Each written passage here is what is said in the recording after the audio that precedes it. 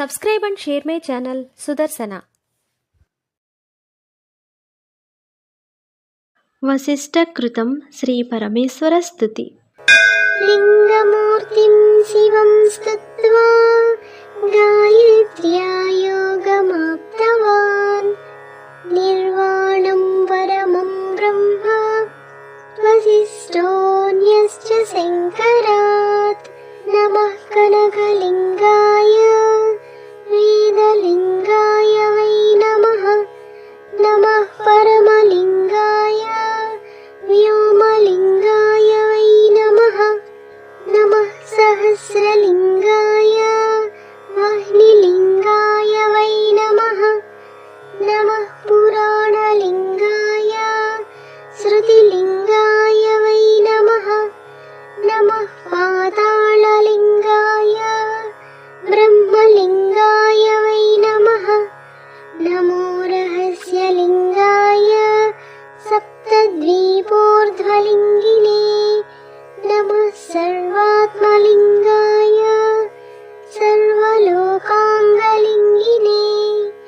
नमस्त्वव्यक्तलिङ्गाय बुद्धिलिङ्गाय वै नमः। नमोऽहङ्कारलिङ्गाय भूतलिङ्गाय वै नमः। नमः इन्द्रियलिङ्गाय नमस्तन्मात्रलिङ्गिने। नमः पुरुषलिङ्गाय भावलिङ्गाय वै नमः। नमो रजोर्ध्वलिङ्गाय सत्त्वलिङ्गाय वै नमः। नमस्ते भवलिङ्गाय नमस्त्रैगुण्यलिङ्गिने। नमो नागान्तलिङ्गाय तेजोलिङ्गाय वै नमः। नमो वायोर्ध्वलिङ्गाय श्रुतिलिङ्गाय वै नमः। नमस्ते धर्वलिङ्गाय सामलिङ्गाय वै नमः। नमो यज्ञाङ्गलिङ्गाय यज्ञलिङ्गाय वै नमः। नमस्ते तत्त्वलिङ्गाय देवानुगतलिङ्गिने। दिशनः परमं योगमपत्यं मत्समं तथा। ब्रह्म चैवाक्षयं देव समं चैव परं विभो।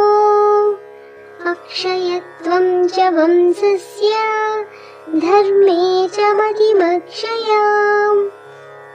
अग्निरुवाच वसिष्ठेन स्तुतः शम्भुस्तुष्टः श्रीपर्वते पुरा।